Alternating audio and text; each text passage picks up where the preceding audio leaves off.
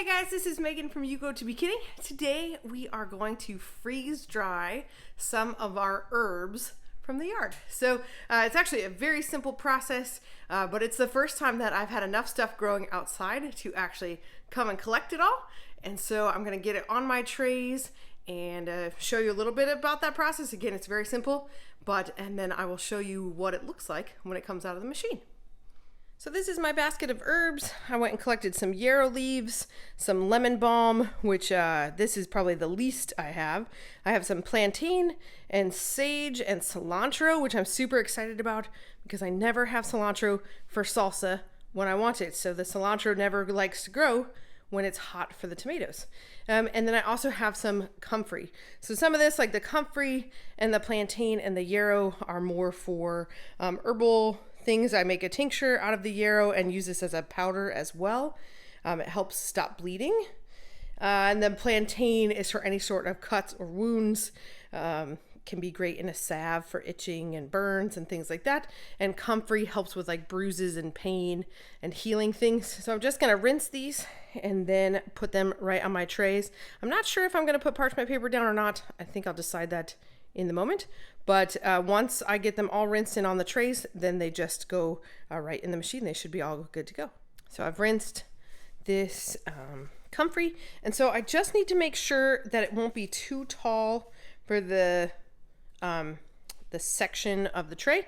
And I probably want to make sure that they're not a really thick layer. So I might need 2 trays for this, but it kind of depends on how much space everything else takes. So for the moment, I'm just going to set this one to the side. So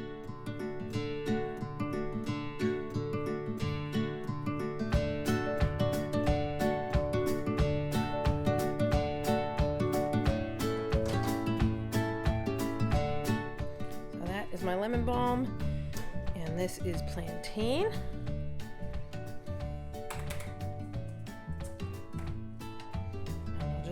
Make sure these are spread out.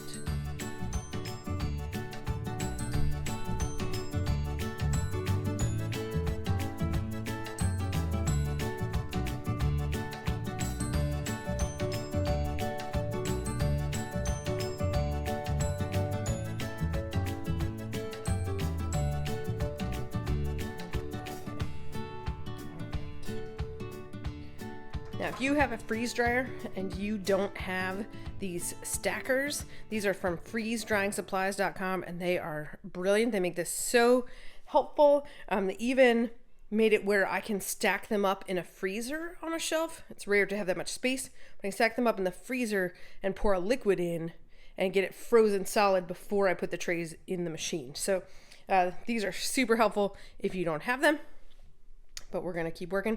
I have sage and my cilantro left. So I'm just going to put all the sage in here. Now, I'm not sure if I should pull the leaves off the stems here. I might want to do that. So I might pause here for a moment and go ahead and pull most of the leaves off of these thick stems so I just have leaves.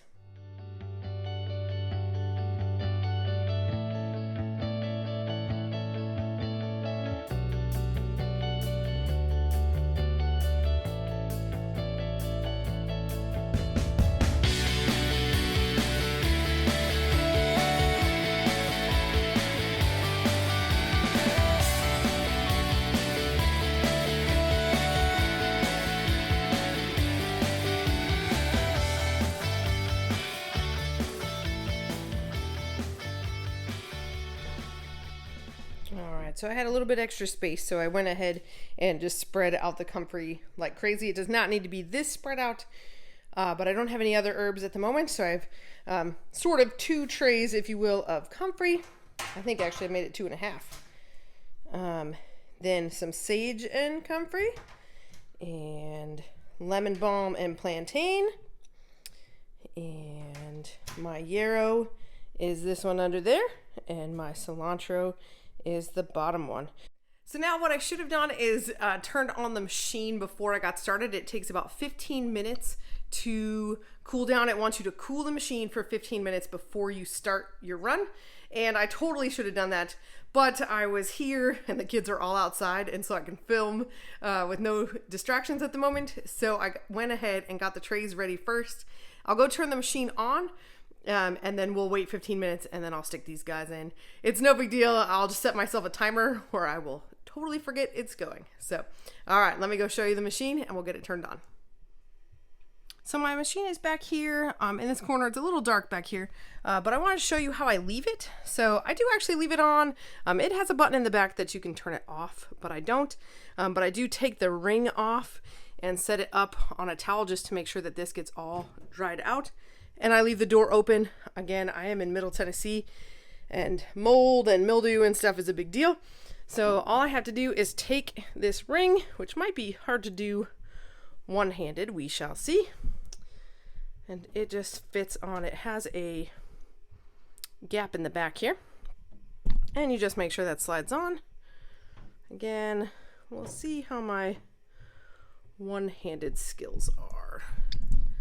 Switching hands. Yep, this is not going to happen. So I'm going to sit down the camera and then I'll show you with it on. Okay, it goes on super easy. It slips right on. And now it's actually been a little bit since I've used it and the ring feels a little dusty. And if there's anything on it, too bad, it can actually keep the machine from creating a vacuum seal. So I have a little bit of white vinegar and a spray bottle that I have down here, and I'm just going to spray this towel I have, and I'm going to wipe it off. Now it would be better if I had a lint-free towel, but we're going to see what happens. I think it should be just fine. I have never actually had an issue with it sealing. And a little bit of vinegar on here. Yeah, this looks like it's working great. This is no big deal. So again, I've been down here for a couple minutes and I should have pushed the buttons to turn it on first. But I'm going to go up here. All I have to do is hit start. There we go. Starting up. Cooling vacuum chamber. Wait 15 minutes. And so that's literally all we're going to do. I am going to go ahead and close this so it is actually cooling inside there. And I'll come back in 15 minutes and show you turning it on and loading it up. Okay, so it's been 15 minutes. I am going to put my trays in there. Now, technically the stackers fit inside the tray slide, but I don't like to leave them on. So I will take those off and I'll put them in. I guess I have 45 seconds to go, but I can start loading now and then get it started when it's time. So let's see if I can do this and film. Let's see. So you just want to make sure those fit under there. And let me go ahead and turn the camera around and show you.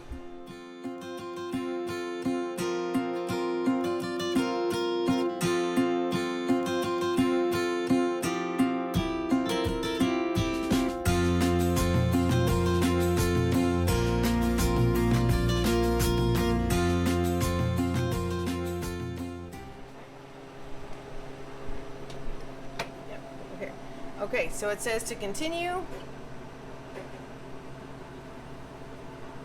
And freezing. Okay, it usually reminds you to close the drain valve. And let me show you.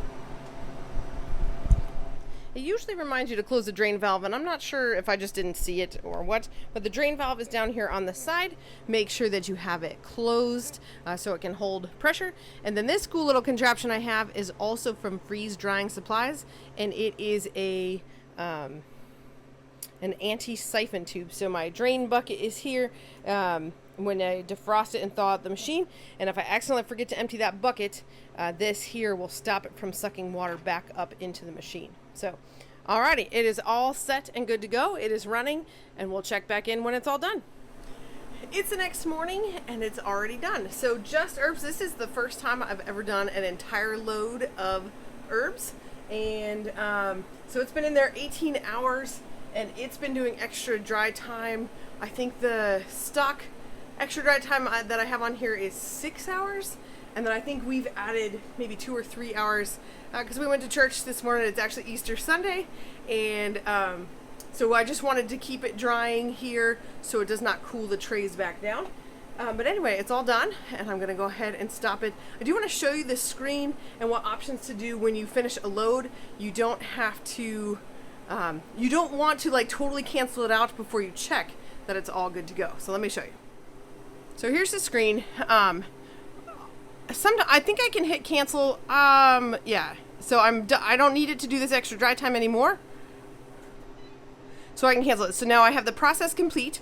And I want to check on the food to make sure it's all done before I click any of these. If I click no defrost or defrost, it will come all the way out of here.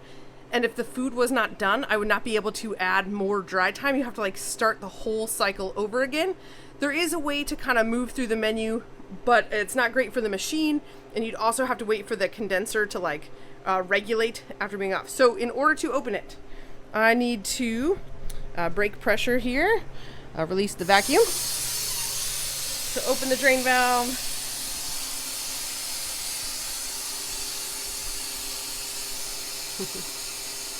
And then I can open the door when suction releases. So as soon as that vacuum's all out, there it goes. All right, so let's see what we have.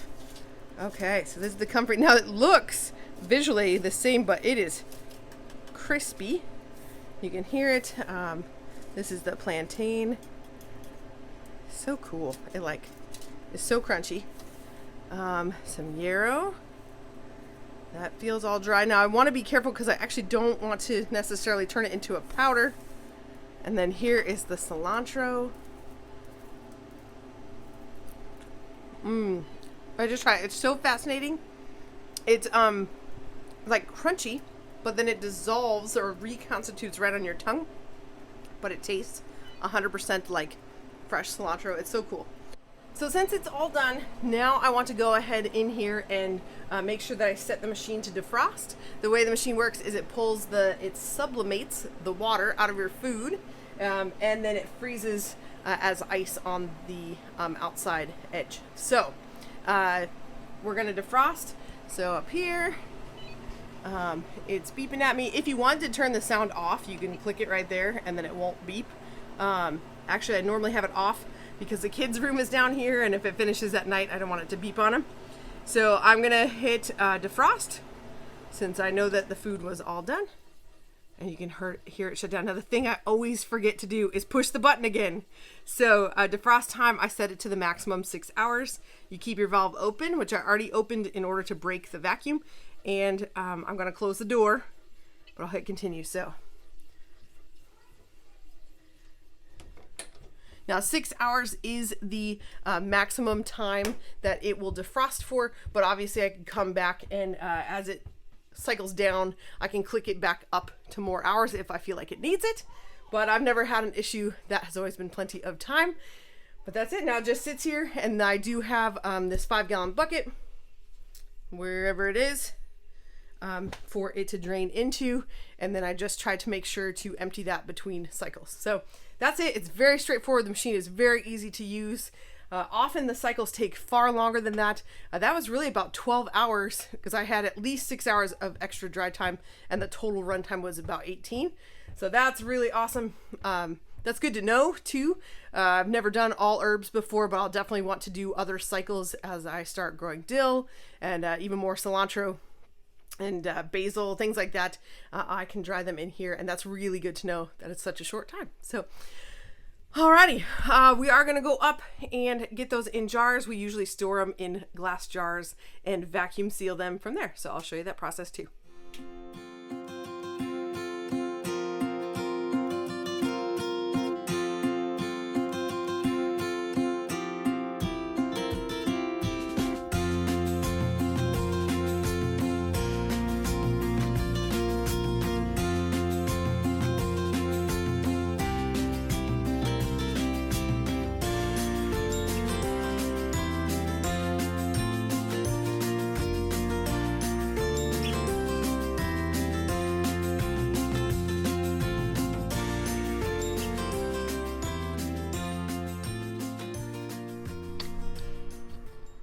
That's it. I'm all done. it is dried and in here. Now I will go ahead and use my vacuum sealer. It has just a jar attachment to do that.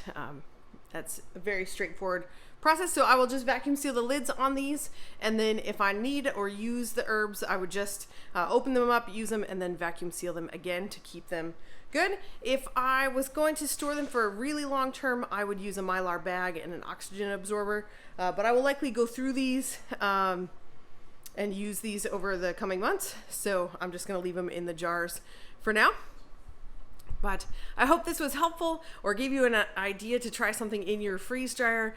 Super simple way to preserve what is growing outside and herbs for medicinal use and just for kitchen use.